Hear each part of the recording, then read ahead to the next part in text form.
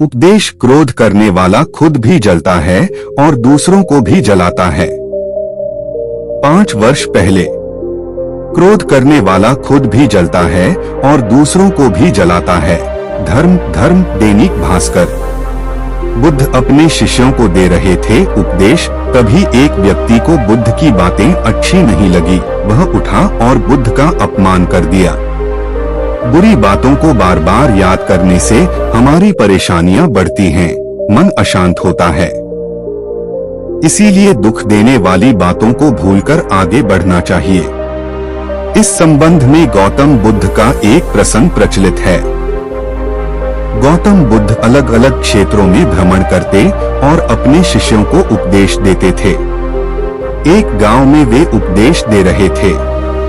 बुद्ध ने कहा कि क्रोध ऐसी अग्नि है जिसमें क्रोध करने वाला खुद भी जलता है और दूसरों को भी जलाता है। बुद्ध के प्रवचन सुनने के लिए बड़ी संख्या में लोग वहां बैठे थे। उन लोगों में बहुत गुस्से वाला एक व्यक्ति भी बैठा हुआ था।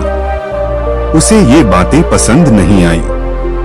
वह अचानक उठा और बोलने लगा कि बुद्ध, तुम पाखंडी हो। बड़ी बड़ी बातें करना ही तुम्हारा काम है। तुम लोगों को भ्रमित कर रहे हो। तुम्हारी ये बातें आज कोई मायने नहीं रखती हैं। व्यक्ति लगातार बुद्ध को अपमानजनक बातें सुना रहा था। वहां बैठे सभी लोग ये देखकर हैरान थे कि बुद्ध ये सब शांति से सुन रहे थे, लेकिन कुछ बोल नहीं रहे थे।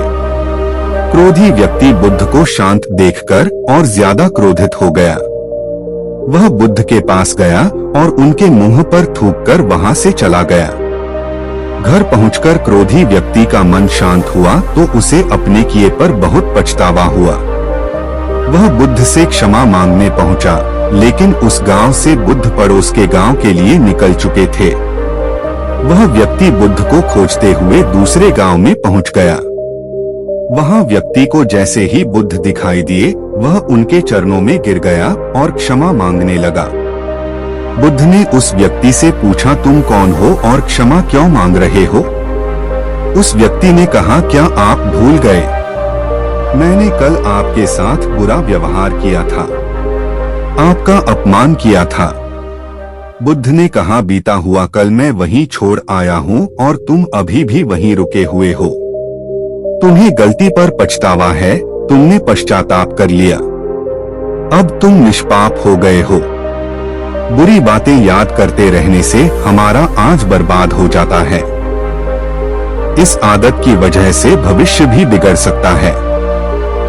इसीलिए बीते हुए कल की बातों को भूलकर आगे बढ़ना चाहिए।